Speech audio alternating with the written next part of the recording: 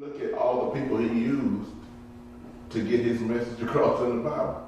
They were not these so uprighteous and saved people.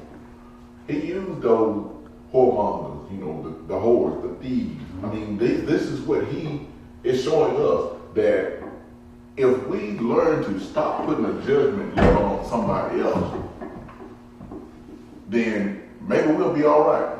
But our problem is, we try to play God by saying who is and who is not, who can and who can't. And in his message, he's showing us that, remember, everybody has a point. And I'm going to go back to last week's lesson. Last week's lesson was entitled, No Insignificant Witness.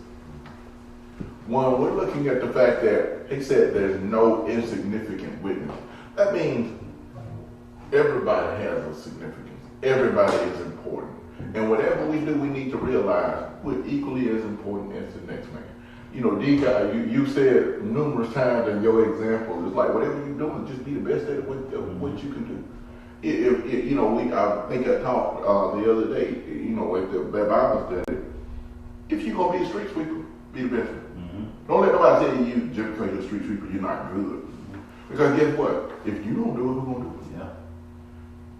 And it's amazing how we've seen and we've observed this, the people who sit and because they have this degree, this position, everybody else is insignificant to them. That's not how God has ordered things in this world, but that's how we as humans have ordered them.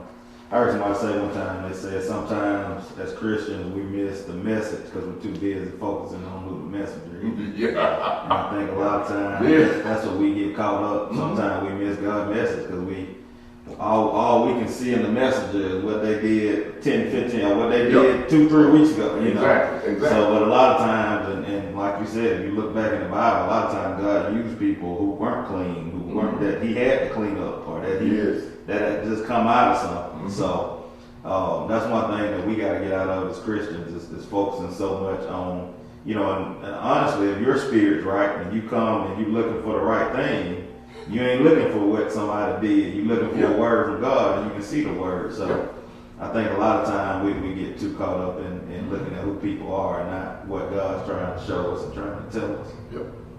Well, as far as women concerned, I don't know how do we get this. Well, women are supposed to be behind us, but we have always put a woman lower than a man. Yep. But see, God didn't make for the. Where did God get a woman from? Where did He get a woman from? He get a woman from a man's side, from his side. So a woman's supposed to be the side of it, as equal as a man. But I don't know what we got that she's not. And then you think about it. If it wasn't for a woman, God had to use a woman. What did the men do? His disciples do?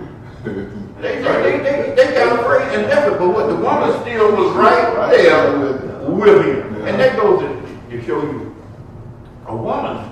You ever know how a woman, no matter a very good woman, no matter what this man do to her, what she do, she'll be right there with that. This man can do all he can, but that woman will stay right there with him if she truly loves him. For a woman if a woman love a man, for her to not love this man, you have to really just really do something. But when it's over, it's over. But God, and it's like this, a woman love God, and she, what it says, our message says, loyalty, showing loyalty to.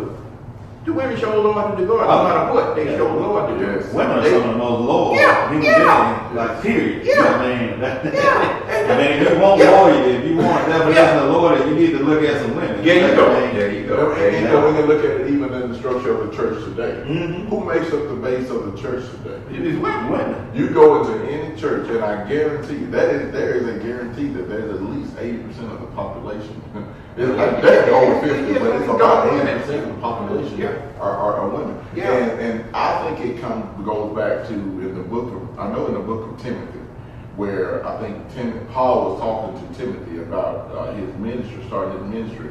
And I think it was the book of 2 Timothy chapter 4, I believe it was, where it said this is where I think a lot of people get it from. A woman ought to always act in silence, and, you know. But it wasn't meaning that that's in general. It was for that moment, for whatever. There was, I think there was a meeting going on that the men who were the leaders of the time were the ones that were charged with that. So I think people go to it and read that particular part and just take that part and say, "Oh, this women need to be." Yep, silent in the church. No. You know, that's not what he said. You know, and it's like, you know, we as men, I think it goes back, once again, it goes back to a tradition. It goes back to bravado. It goes back to ego. You know, when I'm a man, or, you know, it's like I gotta be one leader and then the woman can't tell me what to do. Well, why not? You know, it's like, yeah, we are supposed to be the leaders. However, the voice of reason sometimes is the best thing for Well, he said that the woman's supposed to be your helpmeet. She's Yes. supposed to help you in your, you know, everything that you really supposed to do. Everything that you, any decision that you make, especially you married, it's going to affect her and your family. Any decision you make. So now, if she is your helpmeet and she is your God said this is your real. Yeah, why not consult her? This is you and her supposed to become one, right? Yeah. Okay. If you're supposed to become one, then hey, what you gonna do? Not consult yourself. She's supposed to be part of you. But I mean, there was a lot. Now, like I was kind of like that when I was, you know, I'm the man, you know, just that. Yeah. But as I grew and started understanding that, hey, if this woman is me and her supposed to become one, then hey, I need to start being. And I can, you know, I think we can all. I mean, I can't speak for everybody, but I can speak for me. But I think at some point all of us had that level of say that because it is we're more egotistical as men. I mean, it's like, you know, I can do this, I can handle it. You know, it's like that type of deal, and that goes with our physical nature, but it also goes along with what we've been taught traditionally. Yeah. You know, the examples that we have seen from the past. All right. So with that first outline, what was the title of that first outline, Joe? Because it's not in it. It's not in it. It was a working disciple. Okay. We just said women gonna work. Oh, I mean, you want to get something done. Yeah. I mean, I hate to say it, especially in the church, if you want to get something done, go to the women. They gonna work. I mean, I it's gonna work. I'm like, okay, that's all they're done. It's like, you know, yes. So a working disciple was that first outline, and it just said, it's like, I'm gonna go to that second one. It said, in some women who had been cured of evil spirit. See, you think about it. You know, people would have probably, traditions in society would have probably ousted them, would have ostracized them. But he said, let me go back to that verse. He said, after this, Jesus traveled about from town and village, one to another, proclaiming the good news of the kingdom of God. The 12 were with him. 12 disciples were with him. But here's the other part. And also some women who had been cured of evil spirits and diseases. Mary, called Magdalene, from whom 7 demons had come out. Now, first of all, look at her. She's a woman. And then society's like, oh, she a woman. What's she doing over there? Then the next thing society gonna say, and she got all the demons. What are you using her for? You know. So, you know, and so look at, he's just showing, okay, I'm using everybody. Joanna, wife was Cusa, the manager of Herod's household, Susanna, and many others. These women were helping to support them out of their own means. They weren't looking for anybody. It's just like, okay, we can do this on our own. We weren't looking to get paid. They were, you know, they were using their resources. Exactly. It's like, it's costing them. Yeah. You know? And some women were watching from a distance. Among them were Mary Magdalene, Mary the mother of James the younger, and of Joseph and Salome. So, I mean, God is using them. Yeah. And you think of those who are watching from a distance, from afar, they're probably saying, man, I can do it too. You know, oh, I think I'm just waiting my chance. I'm going to get in there, you know. But yes. All right, the next outline, the second outline. John 20, 10 through 13. All right, a weeping disciple. Then the disciples went back to where they were staying. Now Mary stood outside the tomb crying. As she wept, she bent over to look into the tomb and saw two angels in white seated where Jesus' body had been, one at the head and the other at the foot. They asked her, "Woman, why are you crying?" "They have taken my Lord away," she said, "and I don't know where they have put him."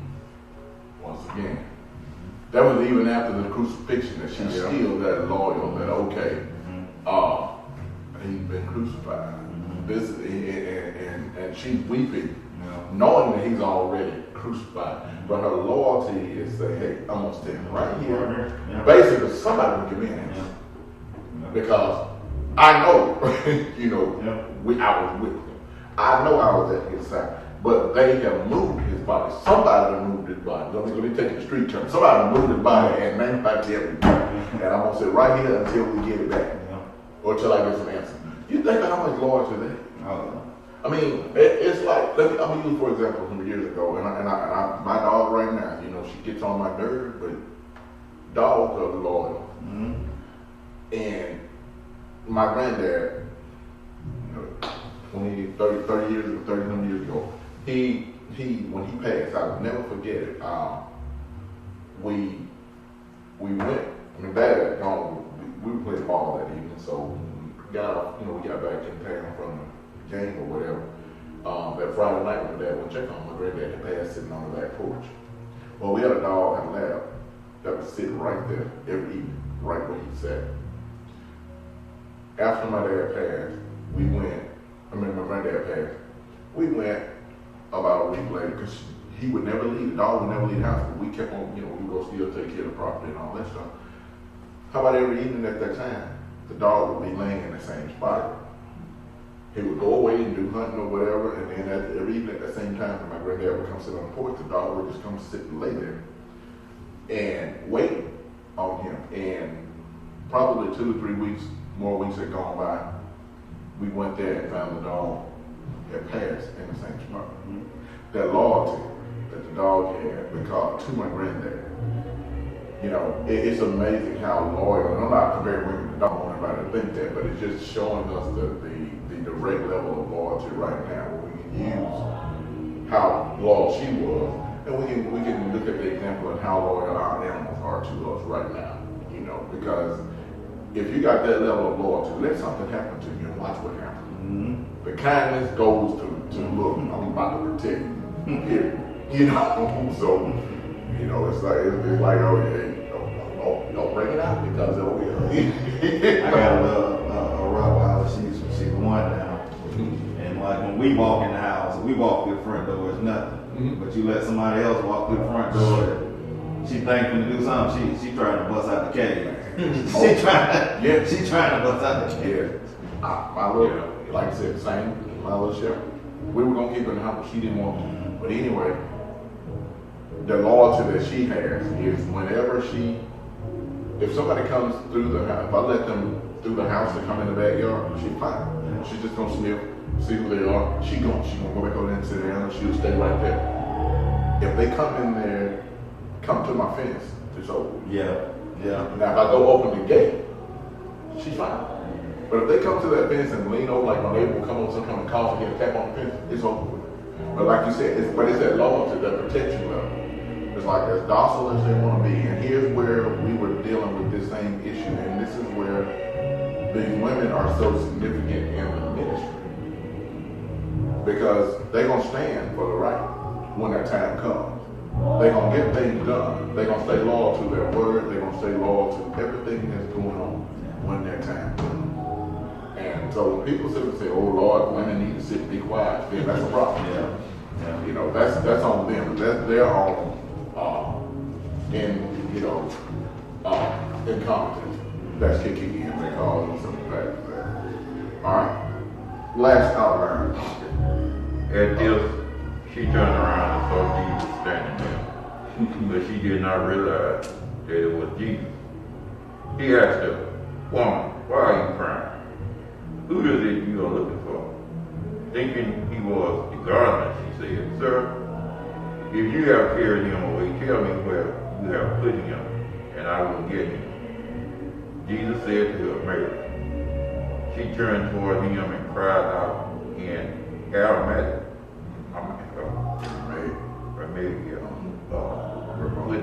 Rabboni, which means teacher. Jesus said, "Do not hold on to me, for I have not yet ascended to the Father. Go instead to my brothers and tell them, I am ascending to my Father and your Father, to your God, to my God and your God."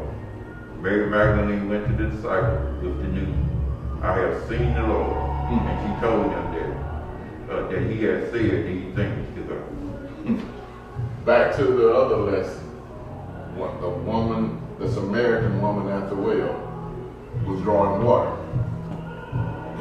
Now he had already sent the disciples into the town to gather listeners and followers or potential disciples. He had sent them to do their gathering. However, he made the way possible through the woman at the well, because he told when her message came, she didn't come and say, "Hey, she didn't go back in there and say, look, y'all come to the well, Jesus died."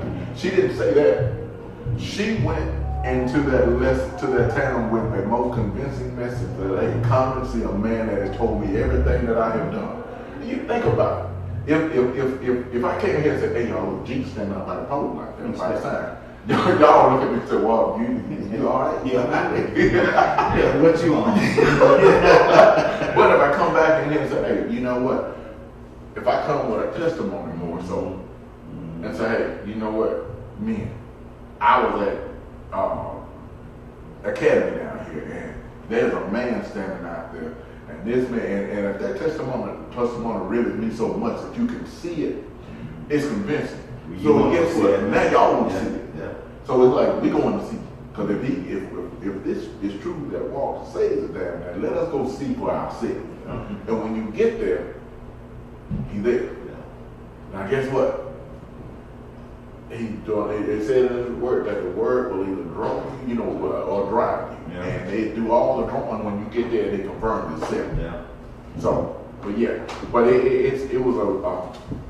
was a good. Anybody have any interpretation on that last outline? What was the title of it again, Joe? Title of it was A Witnessing Disciple. Okay. Yeah. Enough said. Yeah. So we had so three title topics again were. They were a working disciple, a weeping disciple, a witnessing disciple. Okay. So working, weeping, and witnessing. So when we got those levels of discipleship, we need them. Because the proof is in the pudding. It's there to prove and to validate it on himself. And we see how it all built. First of all, you got to start off working. Everybody can talk it. It's like what we said, women are not going to talk as much. They're going to work. They're going to do it. And then the other part of that, women are not afraid to show their emotions. Well, I think too. I think it all ties back to loyalty, like you said. Because if you're loyal to the Lord, you're gonna witness about it. Sometimes things are gonna happen in life to make you weep, or if you care about something, it may make you weep time to time. And then if like I said, if you're loyal to it, you're gonna witness about it. And that's one thing, like you said, women. I've never met a woman in the church that didn't do all three. Exactly. I did. I've never met a woman that's loyal in the church and loves the Lord that doesn't do all three things. I think those are characteristics that they have built in. Because we talk about how much they love to talk, so that's a good characteristic to have. They gonna if something happen, a woman gonna tell you. If something good happen, if a woman she loves something or something good to her, she gonna tell you. She gonna witness about it. So I think that the message kind of ties back all to, like I said, showing loyalty. That's it. And and I think using this is an example to everybody of how to be loyal. How to be and overcome them. You know, because when all adversities are against us, we might as well look back even through history of everything. Women have always been there. Always. Yeah. And here's the other thing, for the most part, many women don't even have to be in the forefront. They won't even look, you know, if there's something that, like you said, they're fighting for, they're loyal to, they're devoted to, being in the forefront doesn't matter. You know, there are some people who just want to be showboat, but you know, it's like they say, an empty wagon makes Well, I don't think, like, so most time women, I don't think it's the fact that they want to do it for show. Yeah. No. I think just like that they do want appreciation though. Exactly. And that's anybody. Yeah. If you do something special, you know, they want to know it's appreciated. Yes. Yes. All right. And next week, what time is it? So I got 15 minutes. Okay. All right. We got a couple more minutes. You got what's your interpretation on that last outline? Well, like you saying, you know, there's a woman just being loyal and showing loyalty to the Lord. Well, yes, anybody, not every woman. If you love the Lord, you know, you just don't have to. You have to be loyal to the word. You can't just play. You know, which is, you know, a lot of us are doing that. Just You can't fake loyalty. You can't fake it. It's gonna eventually come out. You can't fake it. That's something you can't fake. And then if you loyal, you gonna work. You know, you find a lot of people that come to, but they don't want to work in the church. Why not? Mm-hmm. You know, they don't want to work. They want to come and then just go. I just sit back there and leave one time. Yeah, but I'm telling you, that's the selfish mentality. You have like people like that. They look, I'm gonna come get what I want to get and not give nothing to it. Yeah. And like you said, that's not being loyal to anything. That's getting what you gonna get. You loyal to yourself. Yeah, that's it. And then, like you said, sometimes it's gonna be some time that hey, you gonna get frustrated. Sometimes you gonna weep. You know, sometimes you gonna have joy, but a lot of times you gonna weep. You gonna cry. I mean, just literally cry because of the thing that if you care for something, and if it's not going your way or somebody get nervous, it's gonna weep. You might not weep outside, but it's gonna weep. You know. Yeah. So you know those three. If you love the Lord, those three, when you become that, those three men together, And it's like once it's amazing how we need to look at it from the perspective that anything that we're loyal to, anything that we're devoted to, if that one thing hurts us, it's gonna make us weak. Because even family, you know, whether it's family members, whatever, you know, if you know you have this best friend or whatever that you have been there for your whole time, when you find out that person deceived you, first of all, it gets you right in your heart. It's like, wait, this person did deceive me on purpose. That hurts. Oh yeah. You know. But let that be somebody you don't know, you don't care about. You expect it don't matter. Exactly. But you know, like you said, if it's something you love, or somebody you love, it hurts you. It hits a little different. It hits a little different. And then another thing, I think about this a lot now. The way things are going on and everything about my family and everything. I pray for my grandkids and great grandkids because they definitely gonna need the Lord. I mean, what I'm saying is they gonna need Him bad because I keep telling these people, I say it's not gonna get better. It's gonna continue to get worse because as you can see it, the Bible and the spirituality is slowly being deteriorated away. It's slowly being torn away, slowly and slowly. You all watch this. In everything. I work with them every day, so I see it. Yeah. And I was gonna say it ain't no loyalty out there no more. Really, with this generation, it's all about self. It's slowly being torn away. And the sad thing of it is that a lot of it is being in the church. A lot of of it is being thrown away in the churches now. Yeah. And that's the same. That's why, they talk about, that's why a lot of people aren't coming. A lot of people these days, they can get more loyalty from the streets now than they can get from the church a lot of times. That's how they look at it. So what I got to go to, folks hurt me every day out in the street, so what I'm going to go to church and get hurt for? That's the mentality. Yep. It's the truth. We see it though. Mm-hmm. And it's an evidence of the times, and it's definitely a sign of the times of everything. Of the Bible talks to the So, but once again, I want to thank everybody for watching. Thank you for listening, and thank you for participating. And next week's lesson, we're coming from the book of Acts, chapter 18, 1 through 3, then 18 through 21, and 24 through 26. So we'll just say Acts chapter 18, 1 through 26, and then Romans 16, 3 and 4. And